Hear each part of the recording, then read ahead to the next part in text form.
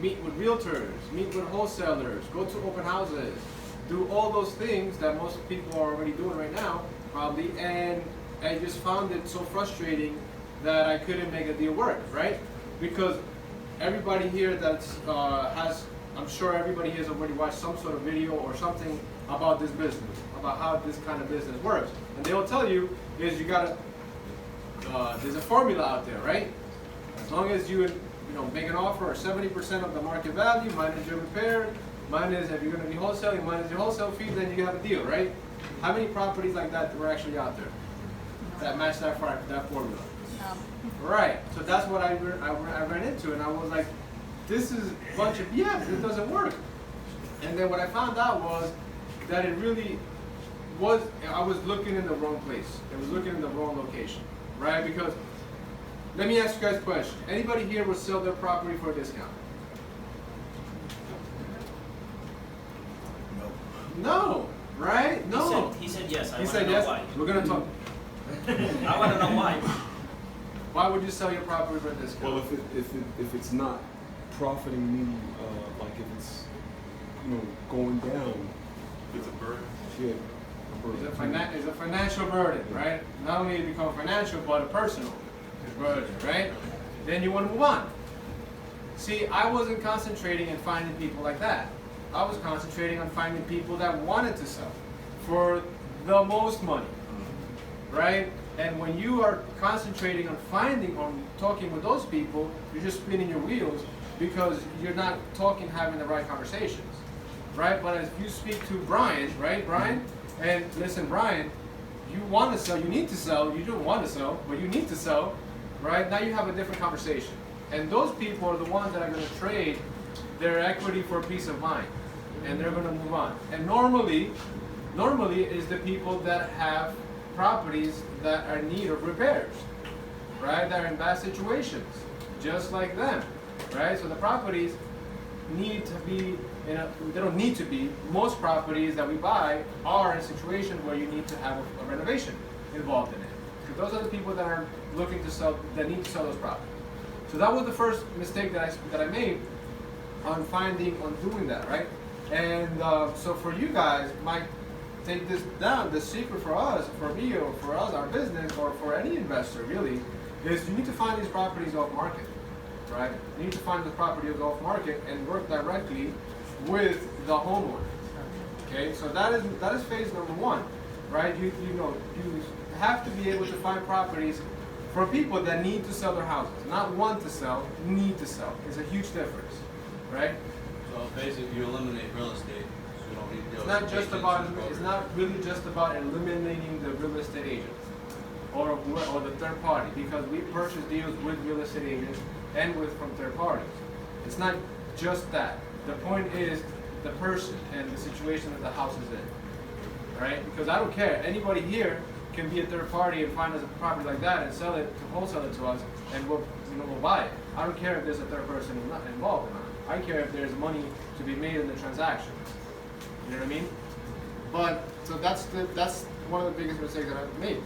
But really, if you're going to become financially free in this business, you got to go from phase 1 to phase 2. I call it. Phase 1 is you need to start making money, right? You need to start making 5 or 6 figures per transaction, so that way you can take that money that you're making and then you put it into long-term properties, like rentals, commercial buildings, right? 5, 10, 20, 30 units. And then those buildings start paying you passive income, and that you don't have to work. Now your business is managing those properties or making more money on your flips, and you continue to build your wealth and your legacy, right? Then you apply things like what Jason's talking about. I mean, you always have to apply those things, right? Maximizing your taxes, deductions, your wealth, your legacy plan, all those different things, right? So phase 1 and phase 2, clear?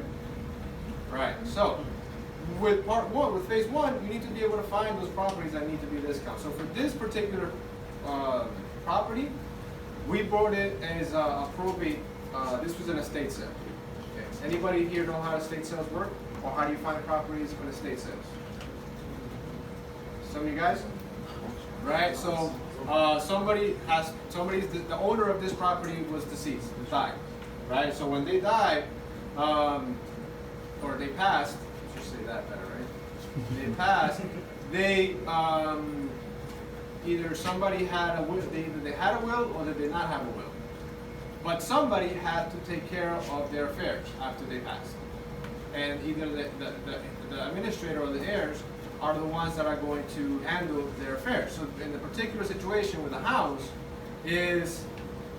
becomes a burden for people, especially the house that needs repairs, for the heirs to keep up, right? Because now they inherited a house that needs a lot of repairs, and they also are going to be responsible for paying the taxes, the bills, and keeping up the house, right? So what are most people going to do with that property?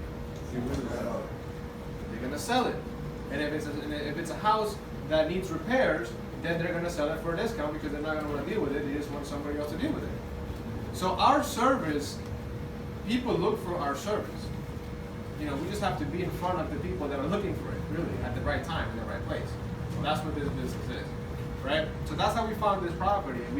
And people that pass away are registered. The heirs and administrators have to apply with the county to be able to administrate their affairs. So that whole gets registered. So all that information about who passed, who's taking care of the administration, who's handling the property, is public records, right? So all of those public records is what we use to find homeowners like this, right? Then is our systems that we've created to be able to be in front of those people all the time, right? In front of those people all the time, every single week, no matter what. Okay? Those are the part of our system, and that's the part of being an entrepreneur that every one of you guys need to figure out. How is that going to work for you? What are you going to do to be able to get in contact with those people, right? What is your systems? How much money are you going to invest into your marketing, right? And on and on and on. Any questions about that? So as far as the probate, how do you guys get in contact with the people that's looking for your service? So we send the mail. We send direct mail. We knock on doors. We call. That's how we contact people. And that's the heirs? That's your contact? Administrators, yes. People that inherited the properties. People, you want the whole, like, it goes back to the first point that I made, right? You have to speak to the people that are making the decisions that need to sell the house. What is pre-foreclosure? Pre-foreclosure is somebody that is facing foreclosure, that is on the process of losing their property. So that's different than somebody that's passed. How do you get, I know it's public access to the form you said that. So you have to go down to your county surrogates or clerk's office, whatever you're looking for, and they'll show you what to do, right? Or, you know, that's one way to do it. We also have training, Fernandez, that explains more details about that. That's what we learned. So everything that I'm teaching you is I learned through Fernandez. Or you can buy the leads, Or you can buy it. which are quite The expensive. people that own the house passed away, and now it's gone into pre-foreclosure. Sometimes no. Because here's the deal. Houses in this situation, I mean, somebody who lived here for 40, 50 years, do you think they have a mortgage? Most times they don't. So they're not really going into foreclosure. So people that have going into foreclosure are the ones that have a mortgage and they're not paying for it. Clear? Okay, so that's the business. Now, your job as an entrepreneur is to figure out who you want to work with. People that have passed away, people that are behind on their mortgage, pre-foreclosures, right? People that are not paying their taxes, people that are moving away, people that need to sell. So you need to brainstorm on that and figure out a plan to be in front of those people, right? That's if you want to build a business, right? If not, you know, if you have access to $1 million, right, then you might not necessarily need to do all those things. So everybody here is in a different situation in their business, right? For us, we didn't have money, we didn't have credit, so we needed to work directly with the sellers, so that way we could either wholesale it or put together a plan to bring people in to be able to partner up with us and fix it and flip it. Okay? Now, if you have the money, you don't necessarily need to do that, right? You can just find someone that's already doing that and buy properties from them, or a realtor, right? You got a good realtor and they know that you're going to close they'll bring you the properties right away, right? So everybody might be in a different situation. Whether you have money, you don't have money, that all depends on the strategies that you play in your business and how fast you can accelerate it, right? So that's part number one, find the deals, okay? Pretty simple. Now, it's in theory. In practice, now it's up to you to make it happen. You gotta do what you gotta do. Knock on doors, put your schedule, send the letters, make the phone calls, be consistent, and be on top of it, because that's the business. If you don't want to do that business, then you need to look for something else, right? Maybe real estate investing might not be for you. Or, you, like I said, you can work with wholesalers or realtors, something like that. Phase number two. What do you do when somebody starts calling you now? Pick up the phone, right? That's a good start. You pick up the phone and then what? You say, well, start asking questions, right? What questions do you ask? Why are they selling? Where's the property located? Does it need work? How soon do you need to sell it? You know, what are you looking for? Are you willing to take something different on what you're asking? You know, it's just depending on their- Pre-qualifying questions, right? Pre-qualifying questions. Everybody has a list of pre-qualifying questions. See, in the beginning, I was just so happy to get a call. I just go to any house. I just go. I got a call. Oh, crap! What do I do now? Right? Because it's exciting, right? You're building a business. You got a call. You're like, shit, this works. Somebody called me. So I got excited, right? Then all of a sudden, I spent an hour going there. An hour got back. I spent an hour analyzing, another hour thinking about calling, and then another hour just doing something else and then calling. Right? So one property took maybe half of my day, right? And then what happened? They're like, no. And now half of my day is gone, right?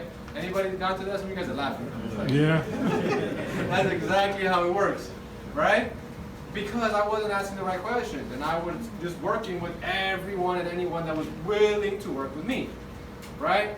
Then we got a little bit smarter about that. We started asking pre-qualifying questions, and if they weren't motivated to sell, a lot of times we won't go with it. I was like, call me when you're ready. Like, now we call me when you're ready. So I literally tell clients now, you know, it sounds like you might need to work with a real estate agent, or you might need some time, right? This and that. Call me when you're ready. Or if I'm around the area already, I'll just stop by and introduce myself or something like that. But I'm not going out of my way to spend time with someone that might not even be something that's going to make us money, profitable. Because time is money. Your time is money. For those 4 or 5 hours, you could have done something else for your business that is going to get you to somebody that's going to make you money, right? So those pre-qualifying questions are very important. You need to determine that. Usually, sorry, your name was? Sabrina, right? What she was talking about, this was spot on, right? Are you looking to sell? How soon are you looking to sell? My favorite question is, if I present you with a cash offer, will you take a lower price than what you're asking for? If I pay you cash and close quickly, will you consider a reduction of the price? That's my favorite question. If they say yes, good. I'm gonna go over there and meet you. If they say no, if they already have a price in mind and they say no, I was like, okay, I'll go over there and meet you. Depending on where it is. Right? Because most times, 9 times out of 10, they don't really know what the house is worth. Then I ask, do you have an appraisal? Where did that number come from? And I start digging about where that number came from. And they're like, most people that, you guys know own houses, right? If you own a house, you actually know, what's going on in your neighborhood, true? Yeah. Like, they'll know the house next door just sold for $230,000. Yeah, that's true. I know my house is better. I'm gonna sell it for $250, $260. Okay, great. I need to go and verify that. When can I see the house? And then it comes down to the house, and then they have a whole bunch of things that they need to get fixed, right? Or maybe that other house was like a 3-family, you have a 2-family. So you gotta do all those things, right? Pre-qualifying and learning that analysis for those properties is the key, right? Knowing what houses are selling for, that's phase number 2, right? You have to do your market analysis of the properties. Your market analysis is just that. Knowing what the houses around the area sold, and they have to be like the property that you are looking at or going to buy. Like for this property, right? Anybody do that? I asked you guys to do it. Anybody do that? For this house? You gotta go to Zillow and see what everything else is worth around here before you make that call. That's one resource. That's You one also use resource. home So what are you looking for in Zillow? Let's go with that. What are you looking for in Zillow? Bedrooms, bathrooms, whatever bedrooms and bathrooms of the houses have, Square feet. square footage, yard, patio. What else? So there's one thing that you're missing there. Recently So sold. prices to Recently taxes, sold. what recently sold, yeah. Recently sold and price history. Yeah. Right? Those are good ones, right? What else? Now you want to look at that from 2 years ago? 6 months. Yeah, and like Recent, the last- right now, when it's happening right now, Yeah. right? How far? Like next door or next town, Never tried it. right? All those things makes a big difference. Okay. So, and I'll give you guys an example. For me, I do this really, really quick. I do this really, really quick. So I go to, right now we're in such a hot market that this house is selling all over the place. Usually in a house like this, I'll drive around and I'll see somebody already working on the house. I'm like, okay, take it down, see what they pay for it. I see this house in the corner, I go out there and look at it and I see how much it's listed for. Okay, that house looks similar to this house, I know that's my comp, right? Because if somebody's paying whatever they're paying for that one, right, and it's not newly renovated, I know this one is gonna sell for $20,000, $30,000 more than that. And it took me a long time to figure these things out, right? But now we just do it like that. It's like I go to a property, and I kind of have an idea of what the market is doing, and it doesn't matter what market I'm in, right? We do properties. This is our first transaction in Clark, but I already knew this house is going to sell for an X amount. So what was the analysis that you came up with this property? I want to know, what was the number that you guys think this house is going to sell for? Not knowing? No, I asked you guys to figure. I asked you guys. No? You didn't look? I didn't get the email or anything.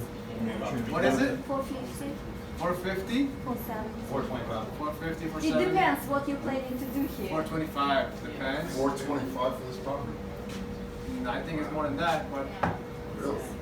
Once it's fixed up. Once it's fixed up, once it's fixed oh up. yeah. After repairs. So your estimate right now on Zillow was roughly around like 397. If you go to like Trulia and Realtor, they had you at 415, 420. So depending if you're putting 40 or 50 grand in it, depending on if it's better than the comps in the neighborhood, you're probably in your high fours, low fives, somewhere. There you go. How much? High fours, low fives. Low fives. Because you mentioned Zillow, but there's like 5 other places that you go and yeah, you just compare it.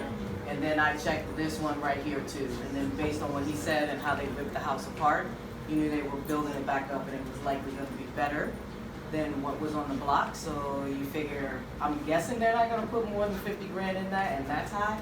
But then if you look at like the comps, it was close to like the high fours, low fives. What did you pay? That's the next question. That's the next question I'm going to ask you. What did we pay for this house? So it's 275. You said it was an estate sale and the person died, so like 175. I wish. 253. 253. So like 275. Yeah, 270 something. So I she's think close. so. 260 we paid for this house. Oh, okay. We Good. paid 260 for this house, right? So we paid 260 for this house. The property in the corner is on the contract. Their asking was 459. How much? Right? 459. So you Right. have to put at least 15 for this one. That's the next step we're gonna go over right now, That was just my guess. right? That was just my But guess. yeah, you're right. At least, At least. right? So the one in the corner, we don't know what that's selling for right now, but it's pending, so it's gonna come up soon. My estimate is selling for like 450, right? Between 450 and 460. That's what it's gonna sell for, right? That property's in a corner, on a main road, so to speak. This is better location. My opinion, right? Your opinion, I guess sounds I like would that want too. to be in No?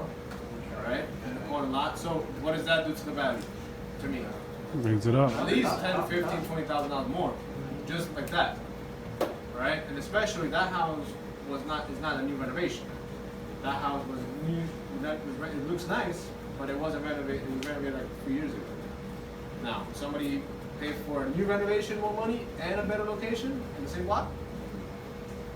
I'm sure I'm putting my money on it, right? That's why we put this out. Literally, we're putting our money on it, right? So, that's the analysis that we're gonna get, right? But information and access to data is important. Without that, you don't have a business, right? Without that, you don't have a business. And you're always gonna be making guessing decisions, and do you wanna guess when it comes to hundreds of thousands of dollars? No, you don't. Especially when you're using somebody else's money, right? But yeah, that's where we are with the comps. The next phase is once you determine, you get the client, you meet with them, they call, you go meet them, you go to an appointment, first you gotta look at the property, right? See what the property needs and repairs, right?